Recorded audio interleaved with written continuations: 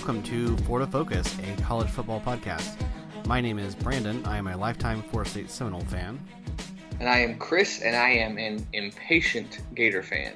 We are putting aside our differences as rivals to bring you the fantastic world of college football throughout the Sunshine State. Chris, this is our bowl extravaganza. We've got 6 games to preview. It is December. Don't worry, my friend. The wait is not very long, I promise. Okay, good. Because I'm impatient for many reasons, because I think this is the most wonderful time of the year. And that is a reference back to the old ESPN commercials where they would preview, do commercials for the bowls coming up. Yeah. And that song would play, and childhood memories. But also, I'm actually going to the Orange Bowl this year, so I'm excited about that. My first Gator game this year going to, and it's definitely the biggest bowl that I've been to. So I'm really impatient. I want it to happen tonight, but I will wait a little bit longer. But what's going to help is us talking about these bowls. There you go. Yeah. Yep. So it's definitely exciting, and once you get started, there'll be pretty much one game per day. So you'll be able to scratch that itch. Good. All right. Well, let's just go ahead and dive right in. We're going to go in chronological order for the games. So we'll start off with SMU versus Florida Atlantic. Yeah. The Mustangs going down to the Boca Raton Bowl. So what are your first impressions when this announcement came out? We mentioned this last time. There's a lot of swirling going on with FAU, but the fact that they get their conference championship game at home, and now their bowl game is at home, you kind of feel like, as an outsider, like, that kind of stinks. That's unfair. But if I'm an FAU fan, I'm like, I get gypped. I want to go somewhere, go somewhere and somewhere different to play our bowl game. But having that home field advantage is definitely going to help the Owls, because after their coaching carousel, they're gonna need some familiarity. But it's a great matchup with SMU, a team that started off the year pretty good, but ended with a couple of losses there. Yep. This will be definitely a fun matchup for sure. Yeah. So, and my thought was this is probably one of the best, non-New Year's Six. You've got 2 teams that have 10 wins each. It's kind of a lower tier, but SMU was ranked in the undefeated going into the second half of the season. SMU just really kept the fire going. Florida Atlantic caught fire. What did they win their last 6 games? Something like that? Yeah, something like that, yeah. And this is definitely going to be fun. SMU has a lot of passing attacks that are going to be fun to watch. Florida Atlantic kind of does it a balanced way, which I think is interesting. And I think the thing that's going to just constantly come back to me when I look at these bowl matchups is the strength of schedule and the opponents they played. Yeah. And the American is the best out of the group of 5 conferences, and it's not even close as to where the other conferences are, in my opinion. So maybe Conference USA can be like the 7th best out of 10, maybe. But there's just such a huge gap in talent and coaching. Yeah. And that might have been one thing that Florida Atlantic would have had an advantage on, was coaching, and now you're in transition. So right. That is going to be something that's going to hurt them in the end. Yeah, you mentioned the strength of schedule. SMU, just if you look at who they've played this year, they beat a TCU team that's pretty good at TCU. Yep. And they lost the shootout against Memphis. And then obviously they beat Houston as well. Those are names that are pretty big within the conference and then nationally.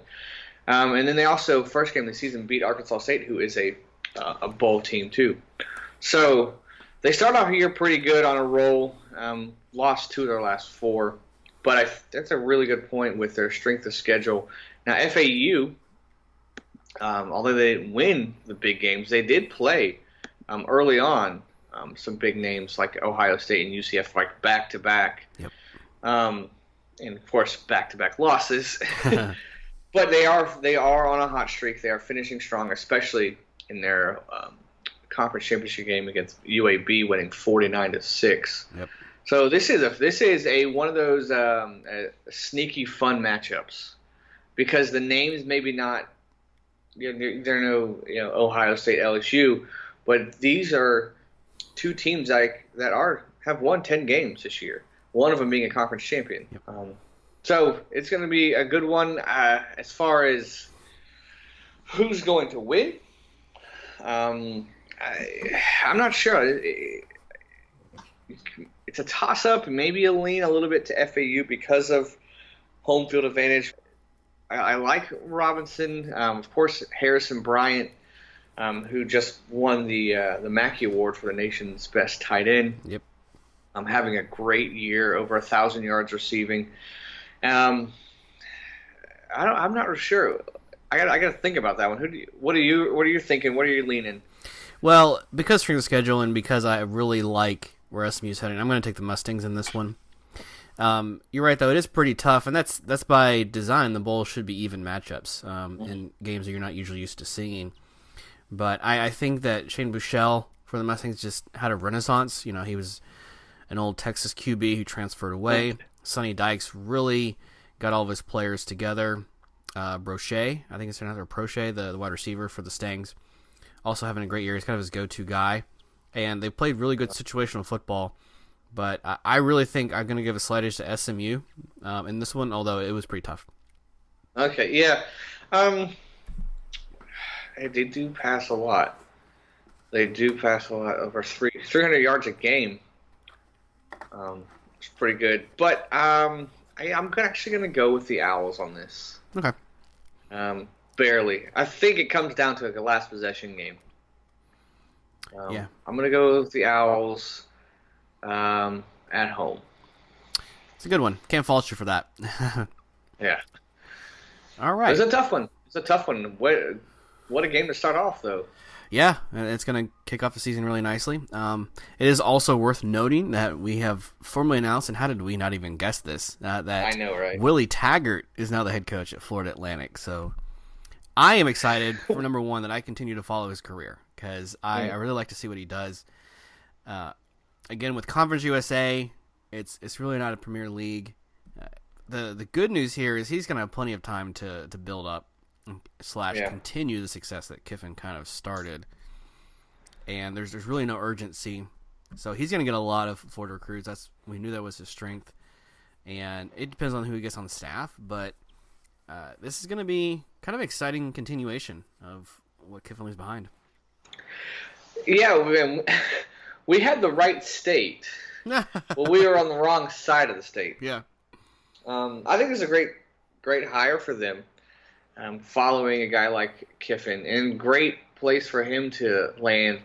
I really thought he was going to maybe take a year off, but hey, if this opportunity presents itself, take it. Sure. It's a great place for him to go. Like you said, there's talent still, even though after the big boys are going to take theirs, there's still plenty of talent in the state and in that conference. And I really think that he's going to succeed at FAU. Yeah, I have no doubt of that. And so all the best to him. Mm-hmm. And that's going to be exciting. I would imagine if recruiting allows it, he's probably going to be at this game, but maybe a press box or something, kind of watching. We'll see. Yeah. I think they can go to the game. I'm trying to think if I've ever seen a scenario where a coach was hired like a couple of weeks before the bowl game and they coached the game. That's a good question, or a good point. I mean, I don't think I've never known it to happen. Florida State did have Taggart at their bowl game 2 years ago, but he was like interviewing with the media and stuff. Yeah, and I remember a couple of years ago, I think when the Gators got McElwain, he was at our bowl. Oh, okay. But yeah, I would just think that recruiting would be their main focus right now, especially with the early signing period. But it's good for him to be at the game. Sure. Absolutely. Yeah, I don't know if there's ever been a case where, in my knowledge at least, that's happened where they've coached. You know what? The fans can tell us if there is one. Please. FloridaFocusPodcast.com. Oh, an early plug. I like it. Uh-huh. If you know of a time a coach took a job and coached the bowl game immediately, we'd love to know. Now, what about maybe like a coach in waiting situation? where they knew he was going to be the coach. Yeah. But Off the top of my head, I can't think of one. Yeah. Okay. All right, but good for the Owls, good for Taggart, and good for us because we're talking about bowls. Absolutely. So we differ on the first one. That's fine. Let's move on to the Camellia Bowl. This would be Florida International playing Arkansas State. Yeah. So I don't know about you, first impressions. I had to kind of look up Arkansas State's season. I knew they were Sun Belt. They had to play Georgia early on. That didn't go very well for them. They had a pretty decent season. The Red Wolves. And this is kind of an interesting area of the nation. This is like where Gus Malzahn and Mike Norvell kind of originate from. Not this actual school, but from the Arkansas area. Okay. So 7-5 for the Red Wolves, and then the Panthers, we know, finished the season 6-6. So what were some of your first impressions when this announcement was made? Yeah, Arkansas State, I had heard of them mainly because they had played like big games like SMU, Georgia, and even Troy was a good matchup there. And they're finished, other than their last game of the season, they were on a winning streak. And you see them versus an FIU team who is up and down, up and down. And if you're a patterns person, if you look at FIU's last games, their last 5 games, it's loss, win, loss, win, loss. Yeah. So patterns would say they're going to win this game. But this team is so crazy that you think one way, they're already on the opposite direction. I don't know. I think I would lean Arkansas State. But I really don't know. I just don't know with FIU. They have me scratching my head so much this season. They really have been one of the harder teams to figure out. And yeah, a lot of their wins, you got to throw the Miami one out. That's a separate kind of situation. But yeah, Florida Atlantic's wins were New Hampshire and UMass. That's Division II school, and then UMass is the worst Division I school this year. So your 4 wins. UTEP's terrible. Charlotte, Old Dominion, not all that impressive to me. Yeah. Now you have the players. I mean, the thing that stood out to me about Morgan this season, only 3 interceptions the entire year. Okay. So he's certainly efficient, and when he's healthy, he was kind of dinged up earlier in the year. And they can run the ball. That's kind of what they rely on. Mm-hmm. But I think it's pretty obvious to me that Arkansas State's a better team, so that's why I'm taking them to win this one. Yeah. I again, though, you're saying they're unpredictable, and that's absolutely true. So they could come out and win this one by 20. Right. Just depends on how Butch Davis kind of gets his guys ready. So give me Arkansas State. Yeah, I'm gonna. I think it's gonna be a close one. Arkansas State. I think a guy you need to keep an eye on is Bayless, the receiver. 16 touchdowns this year. So I'm not sure if that's they Greg Card him and just threw fades in the end zone when it was red zone time, but that's a lot of touchdowns. So hopefully FIU could contain him. But I'm going to go Arkansas State as well. I think it's close though.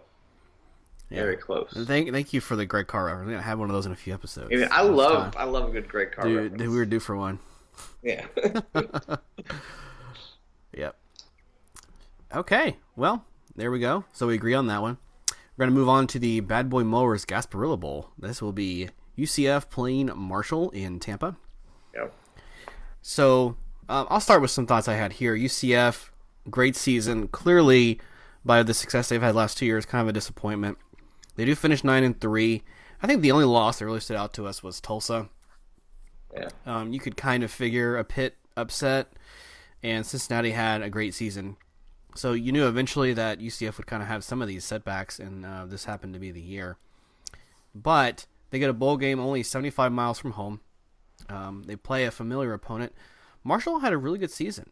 They were 9-3. They were a half game out from playing in the Conference USA title game. They swept the other Florida schools in the CUSA, FIU, FAU, beat them both. Mm-hmm. It was Florida Atlantic's only conference loss in the year. So definitely a good squad. I think I really like this matchup, and I think that the Vegas spread is kind of disappointing on this. They have UCF winning by 17. I don't see a way it's this close. Now, again, if you want to say that it's going to be a 2-point win for the Knights, then you can point to what I've already referenced, and that's how much lower of a tier Conference USA is. Right. But I would struggle to see any scenario where they blow out Marshall in this one. So obviously you can probably tell I'm taking the Knights here, but Marshall is going to make this competitive, and they may even lead in the second half. They really challenged themselves. They've actually out of a conference played Boise State and Cincinnati. Yeah. So they lost both of them, but they still made that challenge of themselves. And then there was a point this year where they won 5 games in a row, including 6 out of their last 7. So they're certainly running this bowl game really hot.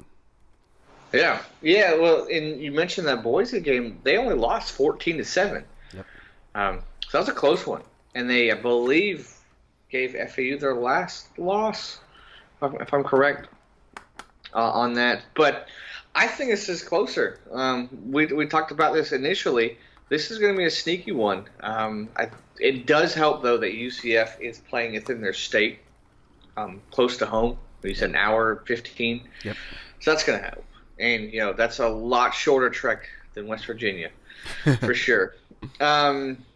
So, yeah, I still think the Knights are going to win. I still think they're going to win. But I say this is a real close one in the halftime. I think they outlast them. Will they cover? I don't know if they will. That's a real good one. I think they win. I think it's going to be closer, though. So maybe like 10 points, something like that. Okay. I'm going to take UCF by 7. UCF has a relatively short bowl history, and never have they won a game by like a lot. I think maybe once they won by multiple scores, and that's pretty much it. Right. They lost the Fiesta Bowl by 8, so that was a close game. They beat Auburn by 7. They've had some other, like they've lost NC State in the past. They beat Ball State. They actually beat Georgia one year. This is way back in the day. It was their first bowl win, I believe. Okay. I think it was the Liberty Bowl, so it was like CUSA champion when they were there. I think they beat them like 10-6 or something. It was one of those years Georgia went 6-6. It was a really interesting setup there. I call it the good old days. The good old days, yeah. So yeah, I really like the Knights here to pass the ball a lot. Gabriel has really shown that as a quarterback he can run, and that's a wrinkle they add only in the second half of the season. So I think the way that Marshall will keep this close is by scoring a lot, but you're going to have to do something about UCF's scoring pattern because they score quickly. LSU and UCF are the 2 quickest scoring teams in the nation this year. Almost every scoring drive is less than 2 minutes. Okay. So when they score, it's quick. And you can't let yourself get down. So you're going to have to push the receivers off. You're going to have to get Gabe Davis some pressure, hit him on the line. I mean, heck, I know this is not a good strategy, and the coaches don't want me to say this. Commit some pass interference, bro. Do not let them get free for 50, 60 yards. That's a 15-yard penalty. That's all it is in college. So knock a guy down once in a while. Yeah, I mean, it's better than him scoring a touchdown, right? Yeah, absolutely. So, yeah, might as well. Might as well. Are we promoting violence? Is that what we're doing on this? No, I'm saying this show. Okay. Just do some. It's just smart football. Okay. What's that old saying? If you ain't cheating, you ain't trying. Oh, gosh, yeah. Yeah. All right. Okay. Photo Focus podcast. Yeah, that's... You ain't cheating, you ain't trying. Let's just put underneath the shirt we made from last week, which is "Bring the money." Yeah. Bring the money. Yes. A shirt that just has all of our sayings. We'll look into that. Yeah. Okay. Yes. All right. So UCF, we agree, wins the Gasparilla Bowl. Moving on. Speaking of teams we can't figure out, let's talk about Louisiana Tech playing Miami in the Walk-Ons Independence Bowl. That's a team that neither one of us are fans of, so it makes it easy to kind of root against them. But you get a La Tech team who had a pretty good season out of CUSA. How many CUSA teams have we talked about today? This is the third one, I believe.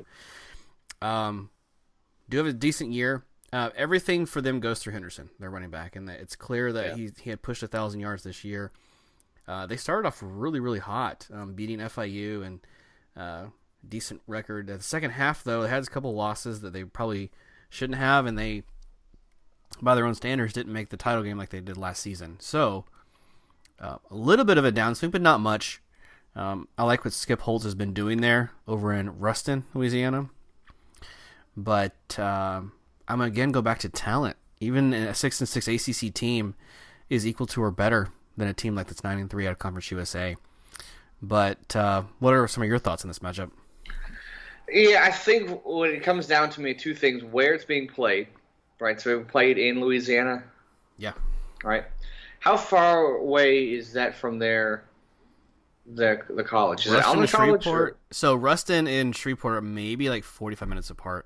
Okay, I knew they were. I was like, it's the same general region. Okay, so that's going to be. I think it's really going to be a factor. And another thing is we're going to see with Miami, Florida State, and Florida.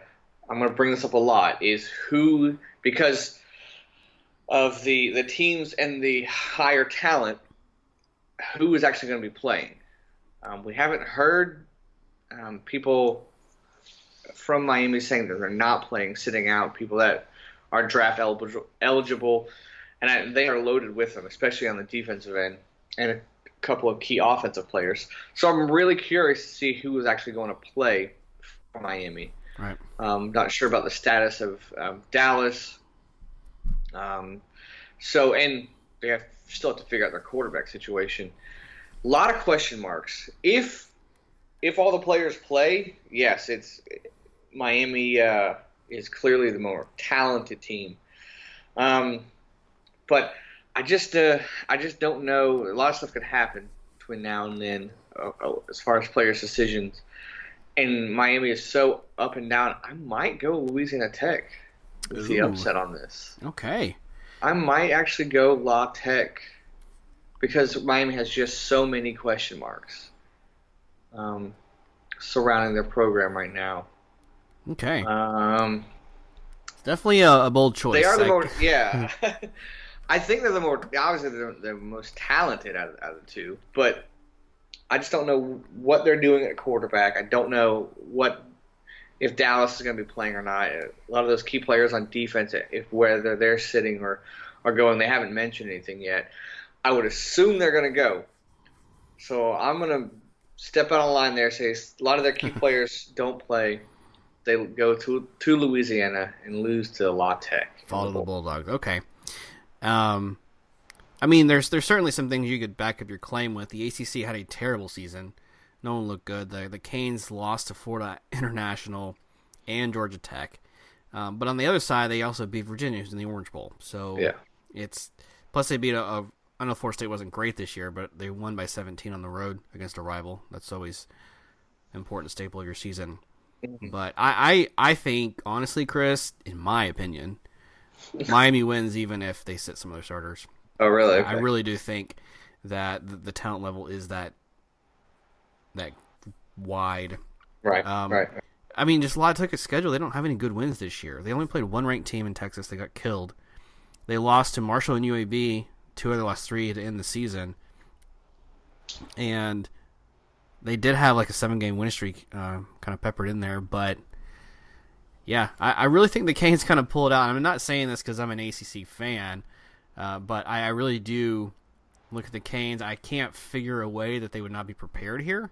Right. Again, with the month off, I don't know about winning big or anything. I still think it's one possession, but I'll take the Canes to pull it out. Okay. Yeah, that's. I mean, I wouldn't be shocked if they win. That would make total sense, but I got a sneaky suspicion. Yeah, I feel it too. You're not alone. I feel like there's plenty of ways that Miami really messes this up. Yeah. All right, cool. Well, this is going to be your favorite one we're talking about next. The Orange Bowl. Mm-hmm. The Gators going to be playing the Virginia Cavaliers. I'll let you start. You say whatever you want. Go right ahead. Okay. This is one of those games that everybody is saying Florida and Florida big.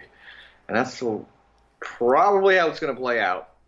But there are a lot of things you have to think about and consider. Um, uh, Again, who's going to be playing for Florida, right? We know that C.J. Henderson in the corner is sitting out.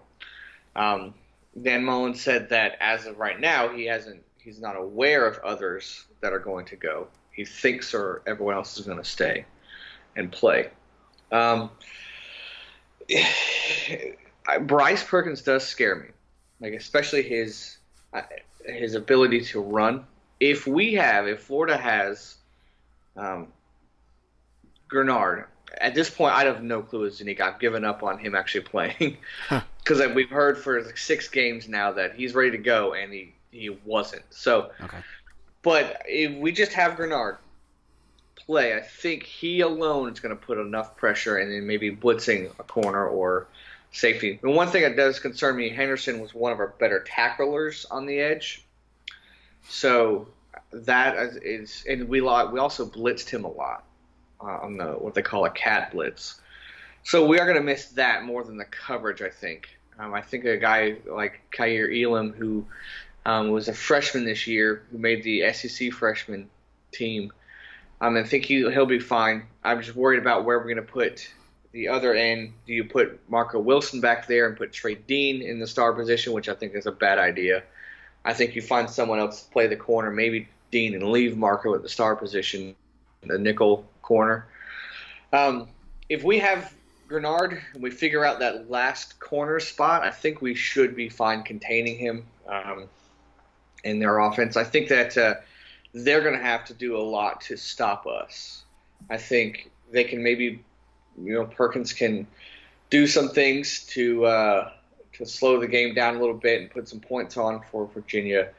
But I don't know if they have the defense enough to stop us. And as of right now, all of our offensive weapons seem healthy and ready to go. I think it's very much like Florida State game. Like, I just don't see them stopping our 3rd, 4th, 5th receiver, Pitts, and then maybe Kadarius Toney and maybe a P-Run on a screen. There's just so many weapons, and our offensive line is playing pretty decent. I don't say they're good, but they're playing decent enough in the pass game. I don't know if Virginia can outlast us. A lot of question marks still. Like I said, who's playing? But you look at this Virginia team, who I was real high on them earlier in the year. I really was.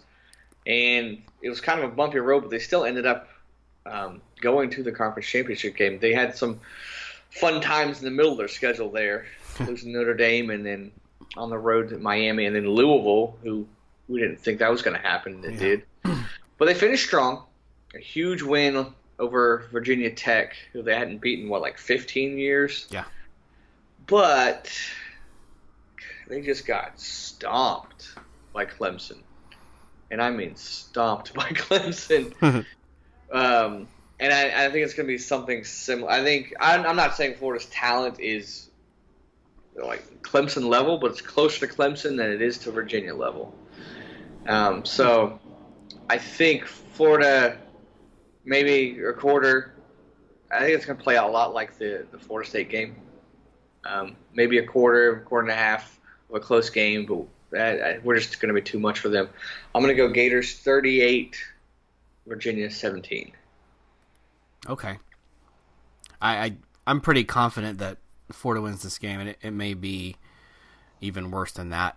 But I looked over, you look over Virginia's schedule this year and their season by their own standards and what Virginia's used to doing. This is undoubtedly the best season they've ever had. Yeah. You get past Florida State, you rush to field. You get past Virginia Tech, you rush to field. But these are wins that this program's not used to even having right there. You mentioned that stretch in the middle. They lost 3 out of 4 at the end of September or in early October. So that certainly dampened, the success that Virginia could have had.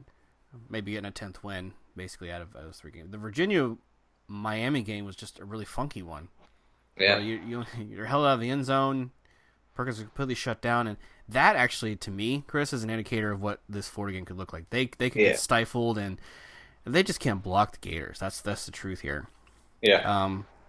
if you stop Perkins, then Tuilapapa and all Ree and the other guys on the offense, they just can't pick up the slack. So everything starts and goes through Perkins. And, yeah, he is a dangerous threat, but I don't see a way that he has success. And Florida's got a well-rounded team, so defense, offense, special teams. I think by halftime this could really start to pull away. I'm going to go 41-13 Gators. How about that? Okay. I hope you're right. That'd be nice. Yep. I hope we're both right. If that's possible, I hope we're both right. Yeah, because the stadium is going to be full of Gator fans. I can't imagine that's Virginia. I mean, this is their biggest game in school history, I would imagine. So you may have some alumni show up, but it's just going to be too much Florida. Yeah, when we were getting the tickets on Sunday, they were selling out so quick. Oh. A lot of Florida fans are excited for a huge bowl like this in their own state, even though it's maybe not your sexy pick in Virginia. There's a lot of anxious Gator fans wanting to go to this game. I would assume it's going to be like 70-30 Gator fans, maybe even more. And we do have history on our side. We are 3-0 in the Orange Bowl, plus a win in the national championship game in there. Oh, yeah. And then we're 1-0 all-time versus Virginia. Oh, cool. I didn't realize you guys even played before. Yeah, by like the 30s or 50s, something like that. Nothing in the recent history. Gotcha. But, yeah. So, yeah, should be a comfortable win for the Gators. Absolutely. And I would normally say that, after a while, Florida will just start to, put in Emory Jones and kind of cruise. But we've seen Dan Mullen. He does not stop. So even when they're comfortably ahead, he's going to still keep pushing it down the field. Well, even if Emory Jones is in, there's going to be pushing it. He's going to have him throw. Yeah.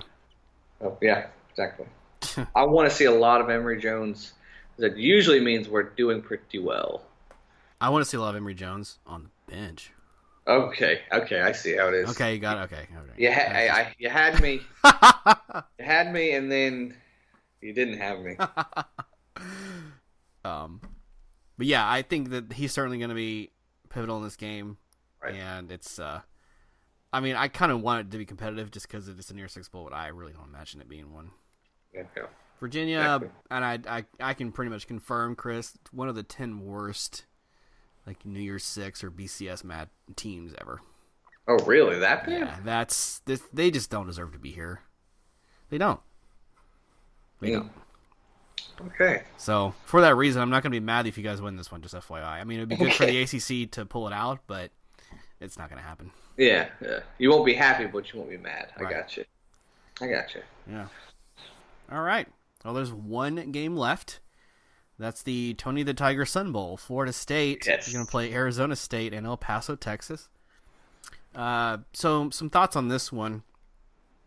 I really think, obviously, Arizona State has a huge coaching advantage here. Herm Edwards in his second season.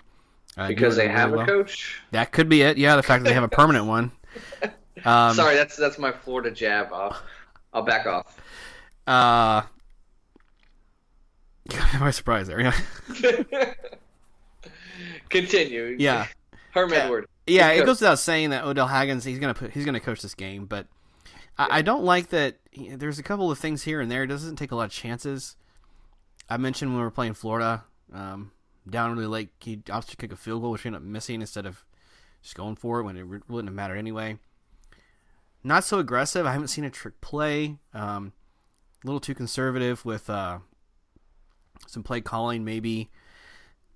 So all that kind of stuff kind of worries me. We certainly have the players. I'm going to have to go with the assumption also that everyone's going to play. So Tamari and Terry Cam Akers are the two biggest, of course. This is something that we're going to need to keep this game competitive. Big playability. Arizona State, though, plays really sound defense.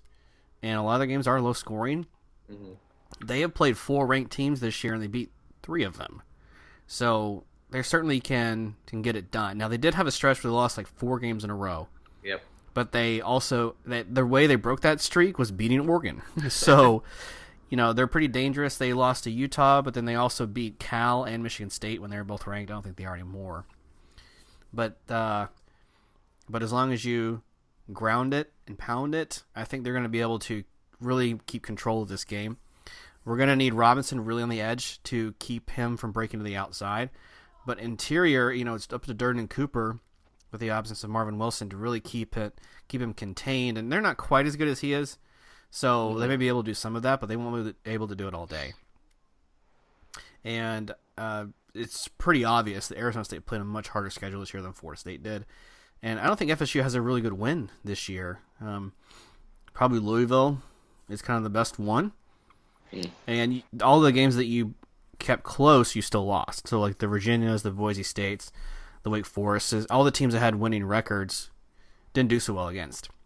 So those are my thoughts. I think it is going to be a close game and probably 3 to 4 points, but I'm going to take Arizona State to win. Yeah, so this is the Sun Bowl with the Sun Devils. So you definitely have the advantage there. I know, that's very punny of me. Anyways, yeah, I do like Herm. They're very sneaky team. Arizona State is. They do have some big wins, especially late. Their rival Arizona and then Oregon prior to that. Huge game, huge upset there. I don't know if Florida State's gonna bounce back in time. I know there's some energy in their program now with the hiring of Norvell. Mm-hmm. I don't know if it's enough. Ooh, that's one of the tough ones, one of the harder ones for me, because they do play well for Haggins. Yeah. There's so many question marks on who's going to actually stay for me. So I'm going to go Arizona State as well. Okay. Maybe a touchdown. Okay. I was thinking 27-24 Sun Devils. Okay. Oh, that's a good pick. I'll go 27-20. Okay. Yeah. Yeah, and I mean, this game could very much be about Arizona State's defense keeping the big plays from happening. And Florida State's going to get 1 or 2 because that's what they've done all year. I mean, we even showed we could do it against Florida. So that tells me that the big play ability is there in regard to the opponent. All right. And that is something they should be worried about, but I think they'll be able to contain it for the most part. And we saw that we can shoot ourselves in the foot quite a bit, so we may even have one more, but we just get a call back on a penalty or something stupid. Right. So there's a lot of things that we're doing to stop ourselves. And, yeah, coaching staff is rapidly turning over at this point, so I have no idea who's even going to be at this game. Right. On the sidelines. But Odell Haggins is pretty much the only guy I know for sure. Yeah. So. Yeah, I think that there's just so many, again, much like Miami, there's so many question marks to me for Florida State, and you kind of know what you're going to get with Arizona State, and that's going to help in a game like this. Yeah. Heck, they beat Michigan State 10-7. So they could score 10 points and win. Yeah. Sure. Yeah. Anyway, I hope I'm wrong, obviously, but this will be a close matchup. Unlike the Orange Bowl, it will be competitive. But there's going to be 3 or 4 plays that kind of swing the momentum here, and I think most of those go Arizona State's way. Okay. Yeah. Cool. Okay. Well, man, that wraps up the Florida Bowl matchups. Pretty good slate, though. I think we agree that maybe only 2 of these could be a little uneven. Everything else is pretty hard to pick, honestly. Yeah. Man, there's some really good matchups. There's some kind of stinkers, but within the state, some really good matchups. Sure. I'm looking forward to. And even the one that is on paper a stinker, I like because it's Florida and their favorite. It favors you. Yeah. Yeah. How about that? So I don't know we ever got back to this, and we'll dive into this further with our full season recap in January, but I did want to give a hat tip to you, sir. Congratulations. You won the overall picks during the season. You beat me by about 3 games. So will be interesting to see how these matchups in the bowls kind of factor in that and how we do other 6 here. So how many did we differ on? 2? Let's see. I had SMU.